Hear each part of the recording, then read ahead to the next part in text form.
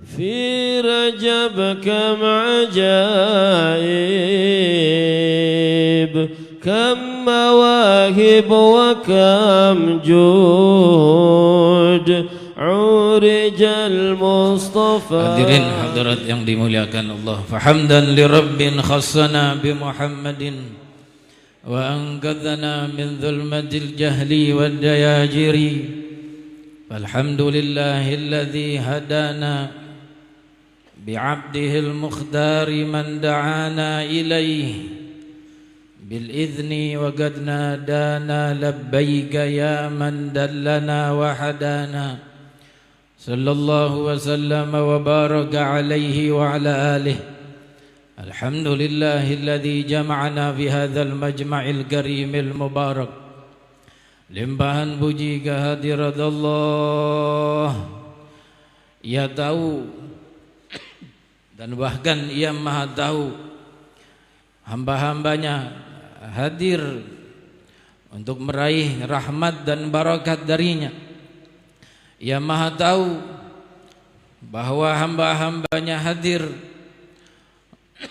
untuk meraih maghfirah yang Ia janjikan pada mereka. Ia tahu melalui rasul-rasulnya dan melalui lisan Nabi Muhammad sallallahu alaihi wasallam bahwa umat Rasulullah datang ke setiap majlis kebaikan, mendengar fadilah dan keutamaan, bahwa dihadirkan di dalam majlis para malaikat yang diutus Allah Subhanahu wa taala menambahkan kebaikan. Allah Maha tahu hambanya bermaksud yang demikian. Maka kita berharap kepada Allah Ta'ala dari sekian yang ditakdirkan Allah kepada kita di malam ini, maka puncaknya ya Rabb, berikan kami qabul atas segala amal kami ya Rabb. Berikan kami penerimaan darimu dengan penerimaan yang baik atas semua niat-niat salihah kami ya Rabb, ya Arhamar Rahimin wa ya Rabbal Alamin. Hadirin hadirat yang dimuliakan Allah, banyak telah kita dengar perincian tentang perjalanan Isra dan Mi'raj Nabi Muhammad sallallahu alaihi wasallam yang beliau mulai tadi disampaikan dari Masjidil Haram menuju ke Masjidil Aqsa, lalu dari Masjidil Aqsa ke Sidratul Muntaha dan terus berjumpa dengan Allahu Jalla Jalaluh.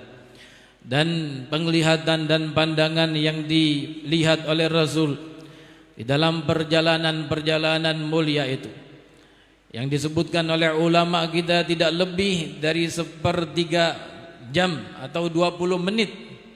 Tapi perjalanan yang begitu jauh, yang hanya ditempuh oleh Rasul begitu singkatnya, menunjukkan bahwa innallaha ala kulli syai'in qadir, bahwa Allah Ta'ala maha mampu atas segala sesuatu. Allah Ta'ala maha mampu untuk melakukan segala sesuatu. Itu pesan yang ingin disampaikan oleh Allah Ta'ala kepada hamba-hambanya. Wahai mereka yang mendewa-dewakan akal kalian terhenti dengan ketika kalian mendengar peristiwa Isra Mi'raj Sayyidina Muhammad. Wahai yang mendewa-dewakan materi, bahwa materi kalian tidak berarti ketika kalian mendengar kisah Isra Mi'raj Sayyidina Muhammad sallallahu alaihi wasallam. Dan di antara hikmah yang diselipkan di dalam peristiwa mulia itu, bahwa ketika mereka sebagaimana disebutkan oleh guru kita tadi, pemuka-pemuka Quraisy datang menjumpai Sayyidina Abu Bakar As-Siddiq radhiyallahu taala anhu wa arda. Dengan tujuan apa? Tujuan membuat beliau ragu terhadap Nabi Allah Muhammad. Tujuan agar beliau meninggalkan Sayyidina Muhammad, sebagaimana terjadi kepada sebagian kaum muslimin yang mengislamkan dirinya saat sebelum Isra Mi'raj.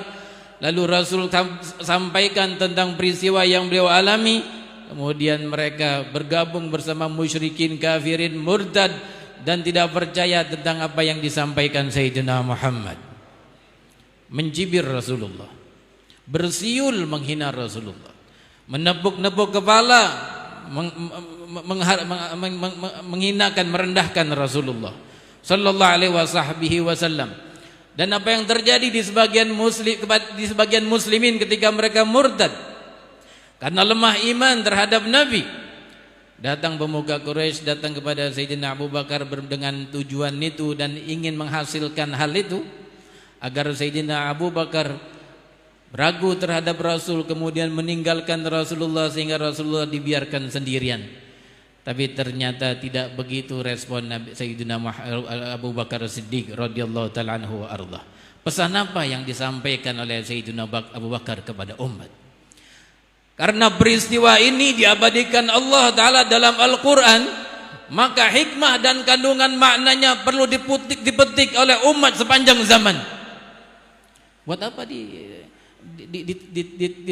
diadakan dan ditulis di dalam Al-Quran dan Quran mukjizat abadi Rasulullah yang tidak akan pernah punah sampai hari kiamat.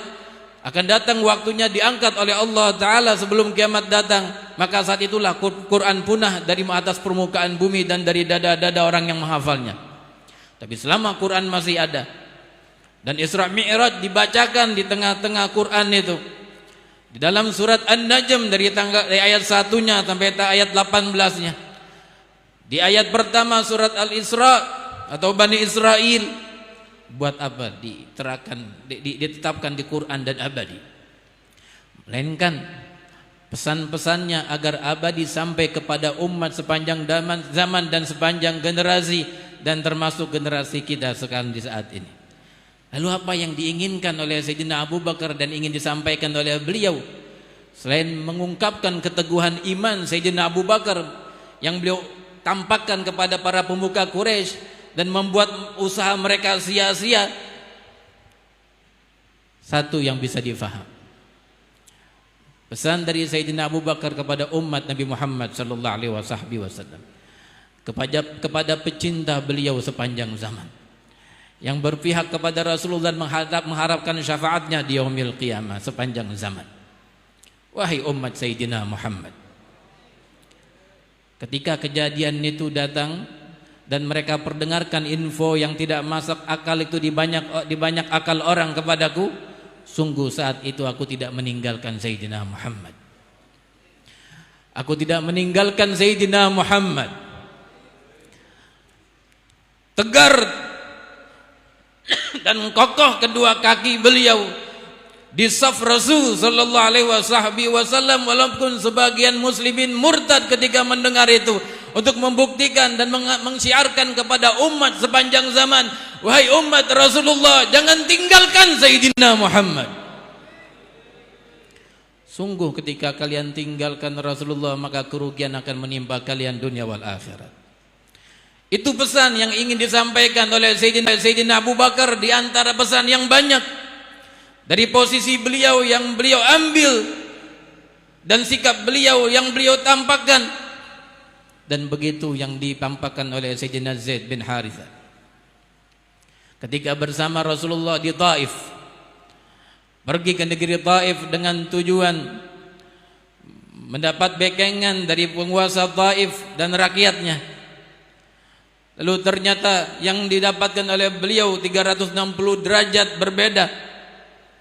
Yang ada timpukan batu dari mereka, yang ada cacian dari mereka, yang ada hardikan dari mereka, yang ada pengucilan dari mereka, penghinaan dari mereka. Tapi Sayyidina Zaid bin Harithah tidak meninggalkan Sayyidina Muhammad. Beliau siapkan dirinya bahkan untuk menjadi tameng Rasul. Ketika batu-batu itu datang melayang di udara menuju kepada Rasulullah, dan dia siapkan dirinya untuk menjadi tameng, dan dia yang menjadi sasaran batu-batu yang terbang di udara dari sana sini. Walaupun tidak ayal, Rasulullah pun terkena batunya. Batu yang banyak berterbangan mengenai tubuh Sayyidina Zaid bin Harithah, lalu mengenai tumit Sayyidina Rasulullah sallallahu alaihi wasallam, dan keluar darah dari tumit mulia itu. Dan guru-guru kita dan kita baca dari sejarah bahwa sifat tumit Rasulullah di situ dagingnya tipis. Ketika tipis dagingnya dan tumitnya tipis dagingnya, ketika terkena batu dan itu terasa lebih menyakitkan dan pedih daripada seorang yang punya tumit tapi dagingnya tebal. menunjukkan bahwa rasa sakitnya lebih daripada orang lain ketika terkena, ketika badannya mempunyai daging tebal di tumitnya. Pedih, sakit Rasul rasakan saat itu. Iya. Tapi poin yang diambil di kejadian tersebut bahwa Sayyidina Zaid bin Harithah radhiyallahu taala anhu tidak meninggalkan Sayyidina Muhammad sallallahu alaihi wasallam. Sayyidina Bilal bin Rabah radhiyallahu taala anhu wa ardhah rela dan siap untuk disiksa habis-habisan oleh Umayyah bin Khalaf, si majikan, dibaringkan di atas padang pasir yang panas, di atas matahari yang terik, yang panas. Batu besar ada di atas dada beliau, dicambuk habis-habisan. Tapi beliau ingin katakan kepada umat dengan ucapannya ahadun ahad, ahadun ahad, wahai umat Muhammad, jangan tinggalkan Sayyidina Muhammad. Tegarkan hati kalian dan kaki kalian berdiri di saf Rasulullah sallallahu alaihi wasallam. Apapun yang terjadi di seputar kalian, dan setiap zaman terjadi apa yang terjadi, yang menggoyang iman dan terkadang bisa jadi mencabut iman dari akar-akarnya lalu berpindah berpihak di lain barisan. Dan di zaman semakin mendekati hari kiamat semakin gencar usaha untuk memindahkan mereka-mereka yang di saf Rasulullah ke saf lain. Begitupun di perang Uhud. Ketika mereka mendengar sewaktu kaum muslimin kocar-kacir ke sana sini, barisan pasukan sudah tidak karuan karena serangan bertubi-tubi dari Sayyidina Khalid bin Walid saat itu masih musyrik, yang mengambil posisi strategis di atas gunung yang ditempati oleh para pemanah. Kemudian orang-orang itu pergi turun ke bawah mengambil harta rampasan perang. Tidak tersisa kecuali beberapa orang di sana bisa dihitung jari. Menyalahi perintah Rasul, kebanyakannya turun dari bukit. Dihujani panah kaum muslimin dari atas, kocar-kacir habis, mereka tidak karuan. Banyak yang terluka, banyak yang tewas di perang Uhud. Muncul isu yang tidak karuan dan tidak bertanggung jawab. Muhammad terbunuh, Rasulullah terbunuh, Rasulullah terbunuh. Semakin kaum muslimin kocar-kacir mendengar Rasulullah terbunuh. Lalu beberapa orang sahabat, sekali lagi kita sampaikan, tidak meninggalkan Sayyidina Muhammad, tidak meninggalkan Rasulullah sallallahu alaihi wasallam, membuat pagar betis beberapanya untuk melindungi Rasul dari serangan kufar musyrikin yang bertubi-tubi menuju kepada mereka. Maka banyak di antara mereka yang tewas, dan ketika didapatkan mayatnya tidak satu pun anak panah atau besetan pedang itu atau bekas dari tusukan tombak berada di punggung mereka, tapi semuanya ada di dada mereka.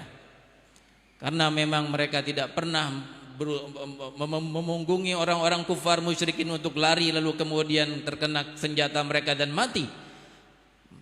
Mereka tidak tinggalkan Sayyidina Muhammad sallallahu alaihi wasallam. Ini pesan Isra diantaranya dari Sayyidina Abu Bakar Siddiq. Ketika beliau katakan in qala faqad sadaq, kalau beliau yang ucapkan begitu maka benar yang diucapkannya, kata Sayyidina Abu Bakar. Lalu ketika Sayyidina Rasul diminta untuk mensifatkan dan menyebutkan ciri-ciri Baitul Maqdis, dan beliau jalan ke sana di malam Isra Mi'raj bukan untuk lihat-lihat bangunan. Dia pun sempat bingung, tapi kemudian Sayyidina Jibril datang dengan perintah dari Allah Ta'ala menampakkan bentuk Baitul Maqdis. Dan ketika beliau inginkan sisi ini, maka berputar Baitul Maqdis di hadapannya, disebutkan ciri di sisi ini, disebutkan ciri di sisi itu, berapa jendelanya, berapa pintunya, bagaimana bentuk masjidnya. Maka semua ketika diucapkan Rasul disampaikan dari apa yang dia lihat, yang dimunculkan oleh Allah di hadapan matanya tentang bangunan Baitul Maqdis. Semua itu Sayyidina Abu Bakar mengatakan, "Shadaqta ya Rasulullah, Engkau benar wahai Rasulullah. Iya Rasulullah, benar itu begitu memang. Karena Sayyidina Abu Bakar memang sudah pergi ke Baitul Maqdis dan dia tahu bagaimana sifatnya. Sekali lagi Sayyidina Abu Bakar seakan memberikan pesan kepada umat, jangan tinggalkan Sayyidina Muhammad. Di saat itu mereka tidak tinggalkan Rasulullah dan Rasulullah fisiknya ada di tengah-tengah mereka. Dan di saat sekarang setelah beliau wafat dan terkubur di Madinatul Munawwarah dan hidup di dalam kuburnya, dan beliau tinggalkan syariat Muhammadiyah, syariat yang penuh dengan cinta dan mahabbah. Apapun yang disunnahkan, apalagi yang diwajibkan, mengandung hikmah dan maslahat untuk umat muslimin dan untuk manusia bahkan. Ketika kita bicara jangan tinggalkan Sayyidina Muhammad sallallahu alaihi wasallam sebagai pesan dari Isra Mi'raj, maka memakai siwak dan selalu membawanya ketika salat adalah bentuk tidak meninggalkan Sayyidina Muhammad. Menggunakan peci ketika salat, baju putih ketika Jumatan, walaupun kita kerja punya seragam di waktu di tempat kerja kita, apakah itu batik atau seragam yang lain, yang di kantor, yang di perusahaan ini, di perusahaan itu, di lembaga ini, lembaga itu. Tapi ketika kita selipkan satu baju putih sewaktu kita pergi sholat Jumat dari rumah untuk menuju kantor, dan sholat Jumat di masjid dekat kantor atau di masjid kantor, kita kemudian keluarkan baju putih itu setelah usai jam kerja untuk menuju masjid untuk Jumatan, itu adalah bentuk dari kalimat jangan tinggalkan Sayyidina Muhammad. Saya kalau khotib Jumat di banyak-banyak tempat masih terkadang pikiran dengan yang ketika Jumatan tidak pakai baju putih. Apa tidak punya uang untuk beli baju putih? Apakah tidak ada orang pedagang yang menjual baju putih? Tidak mungkin. Tidak punya uang pun tidak mungkin. Tetapi masalah di sini yang serius, dan ini bukan masalah sepele. Karena dari makna-makna seperti ini para sahabat menggapai kejayaan, lalu mereka menaklukkan bangsa-bangsa Eropa. Ketika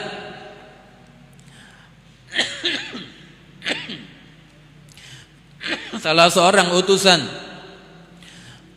menghadap ke Rustum, penguasa Romawi, lalu ditanya, kenapa kalian datang ke negeri kami?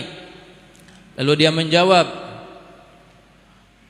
kami datang linukhrijukum min ibadatil ibad ila ibadatir rabbil ibad. Kami datang kepada kalian untuk mengeluarkan kalian dari penyembahan kepada makhluk kepada penyembahan kepada Sang Khalik. Dan tidak mungkin itu sempurna kecuali seseorang kuat maknanya ketika dia memiliki sifat di dalam hati bahwa sebisa mungkin tidak akan dia tinggalkan Nabi Sayyidina Muhammad sallallahu alaihi wasallam. Maka bentuk pembawaan siwak di setiap salat adalah makna tidak meninggalkan Nabi Muhammad.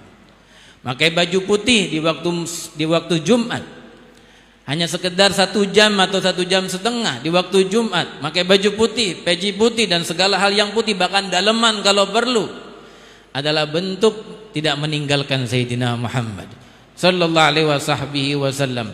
Semoga Allah Ta'ala memperbaiki keadaan kita semuanya kepada keadaan yang lebih baik, yang lebih dicintai Allah Subhanahu wa Ta'ala, lebih berkah dan mendatangkan berkah dari Allah Jalla Jalaluh. Ya Rabbana ya Rahim, kumpul kami di sini ya Rabb, berselawat kepada Nabi-Mu dan mencintaimu, mengungkapkan keagungan kami terhadap-Mu untuk mendapatkan dan meraih berkat dari-Mu dan maghfirah. Maka berikan harapan kami malam ini ya Rabbana.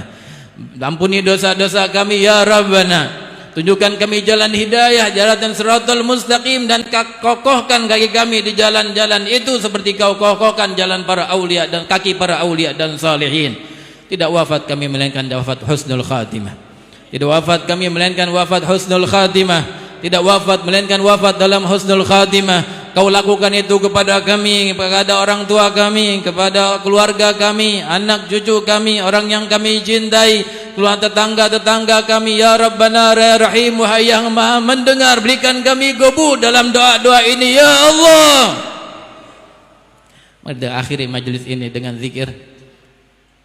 Udah pastinya begitu banyak waktu kita gunakan untuk bicara yang lain, tapi begitu dikit kita gunakan untuk memanggil nama Allah.